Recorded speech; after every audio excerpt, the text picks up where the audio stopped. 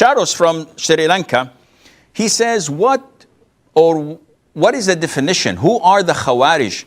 So that we be careful from not being with them. See, nowadays with the media, a lot of the youth are confused because the moment someone says something against a Muslim government or a Muslim ruler or a minister or any practice that he sees wrong, and he says, this is unfair, this is wrong, this is this or that, immediately you will find an army of people accusing him of being Khawarij.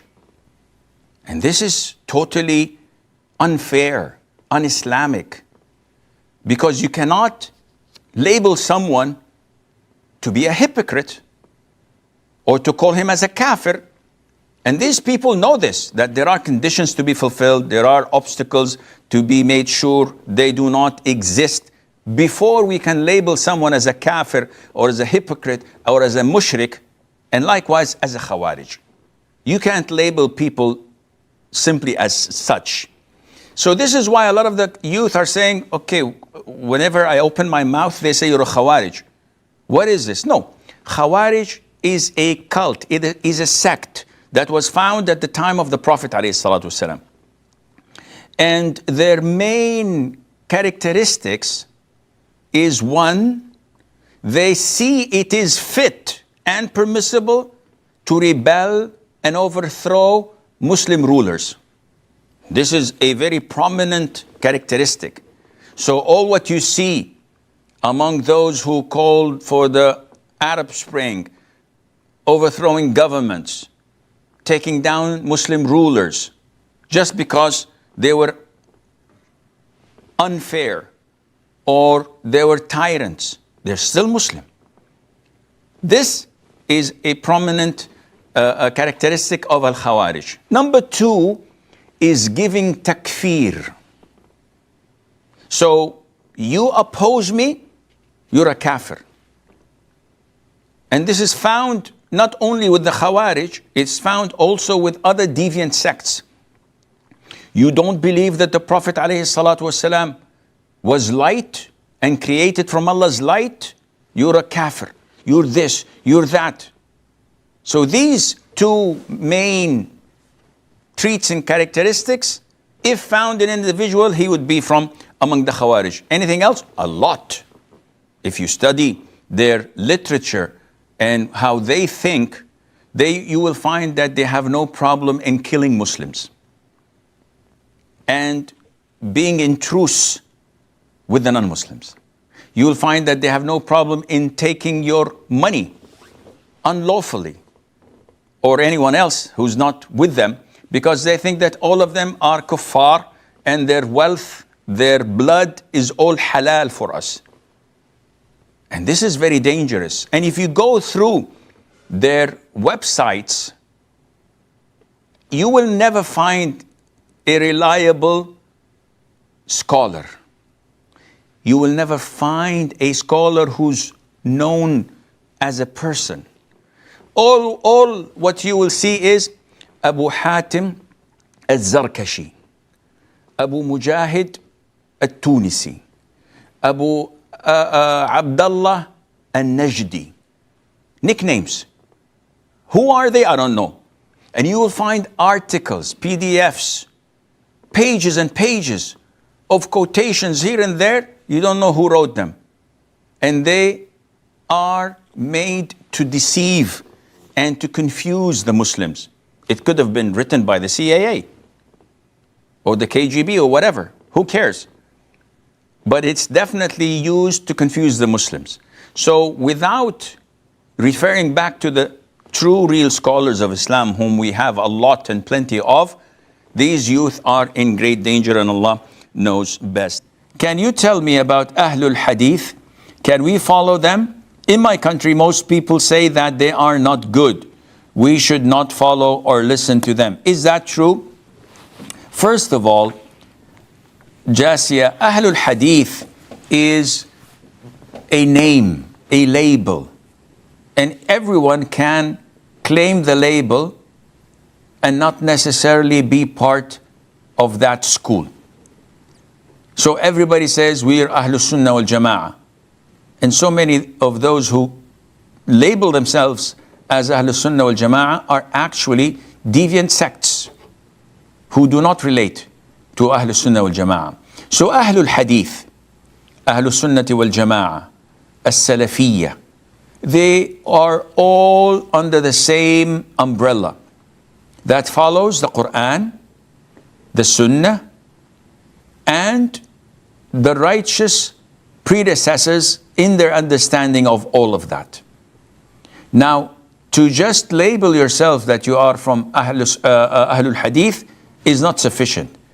We have to scrutinize that person, see how his aqidah is, and see whether he is actually part of Ahlul Sunnah wal Jama'ah, implementing the correct aqidah, following the Qur'an and the Sunnah with understanding of the righteous predecessors or not. If he is, then he's from Ahlul Hadith, which is a positive thing. So why do many people in my country speak ill about them? Those who speak ill about Salafis or Ahlul Hadith or Ahlul Sunnah wal Jama'ah are usually either deviant sects with corrupt aqidah, and this is why they would like to tarnish their reputation so that they do not spread the authentic, valid aqidah of Ahlul Sunnah wal Jama'ah, or because they are blind followers of their school of thought. So anything that goes out of their school of thought, they consider that to be deviant, even if it's following the Qur'an and the Sunnah. Because of their blind following, they believe that anything that is out of their school of thought has to go against Islam. And that would be part of going against the Qur'an and the Sunnah, not knowing that this is the Qur'an and the Sunnah. So, if you know what you're doing, and if you know who you're following, and which ideology, which methodology to be followed, which the Prophet ﷺ and his companions and the Tabi'een and the Tabi'it Tabi'een used to follow, and you follow that, you could care less or more what people say. Who cares? I am following the footsteps of the Prophet ﷺ. Whenever one says to me, why are you doing this? I said, because the Prophet ﷺ said so and so and so. Either they bring me another verse of the Qur'an or a hadith to contradict this, to counter it, or they would say, yeah, but Imam so and so says otherwise. I said, subhanallah, you follow your Imam, I follow my Imam, Prophet Muhammad ﷺ. So I hope this answers your question. How and during which time did shirk start in the beginning? Well, we have a hadith that states that between Adam, peace be upon him, and Prophet Nuh, peace be upon him, there were 10 centuries. And centuries can refer to 100 years, but it also can, which is most likely, refer to a generation. When the Prophet says, "Khayrul quruni qarni," those who want to translate qarn can say it's 100 years, a century. But in the hadith, Khayrul qurun, the best of generations, is my generation. So it's not limited to 100 years. It's a generation of the companions, then the tabi'een, then the tabi'it tabi'een. And Nuh, peace be upon him, gave da'wah to his people for 950 years. So you could imagine that the generation of his was, whoa, quite long.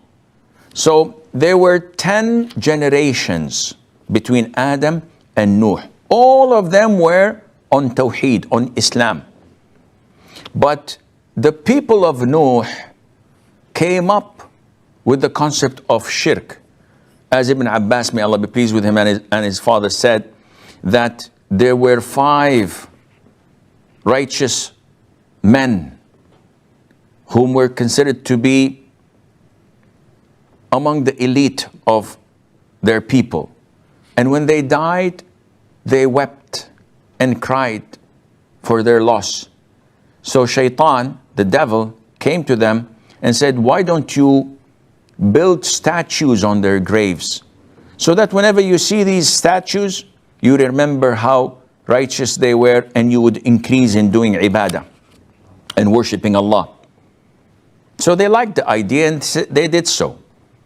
When their generation was gone and a new generation came afterwards, the devil told them, by the way, these statues were gods, were idols that your forefathers used to worship, asking for rain and provision, etc. So this generation started worshiping them. So this is when shirk started, and Allah Azza wa Jal knows best.